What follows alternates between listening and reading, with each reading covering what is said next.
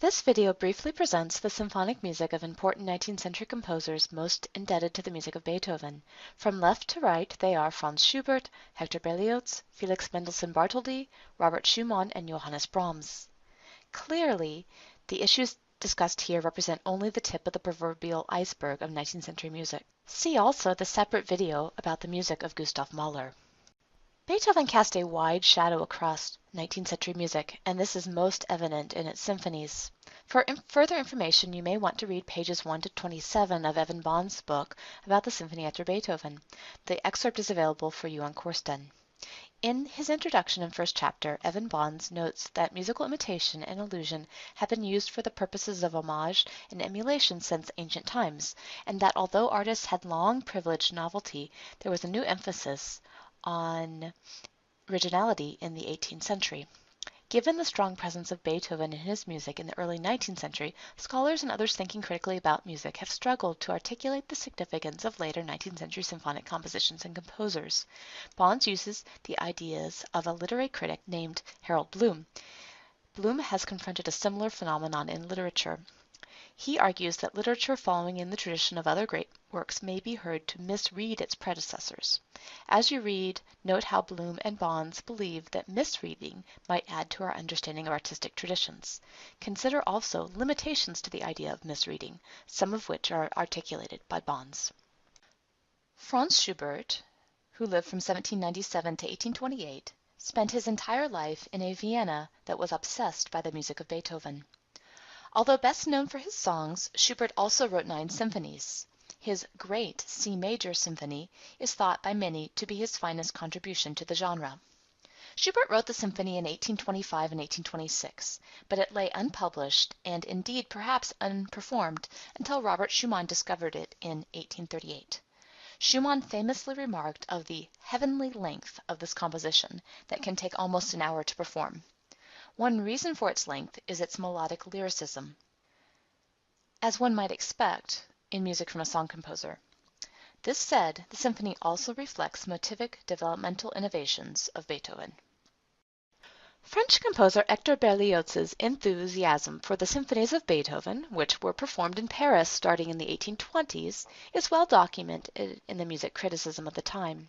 Of all of Berlioz's composition, his famous Symphonie Fantastique may most closely exhibit Beethoven's influence. As a programmed symphony, it is programmed music, that is, instrumental music associated with a story, poem, idea, or scene. Here Berlioz uses a melody that he calls the idée fixe, or obsessive idea, in each movement of the Symphonie Fantastique. It represents the beloved of the symphony's extra-musical program. Make sure to read about the premiere of the Symphonie Fantastique and study its score. This is another of our focus compositions for the term. Berlioz chose a 5-movement form for his Symphonie Fantastique. Its broad-scale form and some of its topics echo those heard in Beethoven's earlier Pastoral Symphony.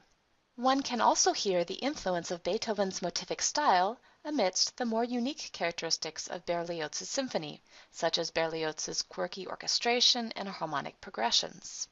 In other ways, the two works are very different.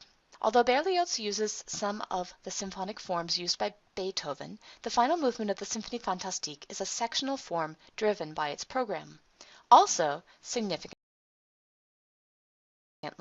Berlioz published an elaborate program for his work, while Beethoven insisted that his Pastoral Symphony was more the painting of feelings than that of pictures. Accomplished than Felix Mendelssohn Bartholdy. Growing up in an artistically rich upper-middle-class Berlin household, Mendelssohn received a fine education in the arts and sciences and proved himself to be precociously talented. He would go on to write 4 symphonies, as well as conduct many of Beethoven's works as principal director of the Leipzig Gewandhaus Orchestra. All of his music emulates the motivic and organic styles of Beethoven's. His symphony cantata, entitled the Lobgesang, was written in commemoration of the 400th anniversary of the Gutenberg Press. This work demands a critical comparison to the final movement of Beethoven's Ninth Symphony. The music of Robert Schumann, who lived from 1810 to 1856, reflects the motivic compositional style of Beethoven at many junctures. Schumann's Symphony in D minor was completed in 1841 and then revised in 1851. Both versions of the symphony consist of 4 movements to be played continuously. After a slow introduction, the first movement presents a theme typically known as the motto theme. This motto reappears in all movements except for the second, slow romanza movement. The cyclic integration of the motto theme across the symphony and the overall sense of musical organicism all harken back to Beethoven. As Evan Bonds notes, there is no symphonic movement more compared to Beethoven's music than the finale to the First Symphony of Johannes Brahms. Brahms, who lived from 1833 to 1897, himself was keenly aware of walking in Beethoven's shadow. In 1870 he wrote, "I shall never compose a symphony." Continuing, Brahms reflected, "You have no idea how someone like me feels when he hears such a giant marching behind him all the time."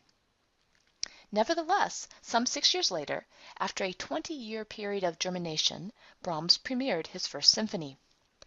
Brahms's music engages romantic lyricism, rich chromaticism, thick orchestration, and rhythmic dislocation in a way that clearly goes beyond what Beethoven had done. Still, his intensely motivic and organic style and his use of four-movement symphonic models that feature sonata variations and ABA forms is indebted to the music of Beethoven. As you read Bonds' conclusions about the finale to Brahms' First Symphony, make sure you listen to it yourself, score in hand. Then you can proceed to the next video.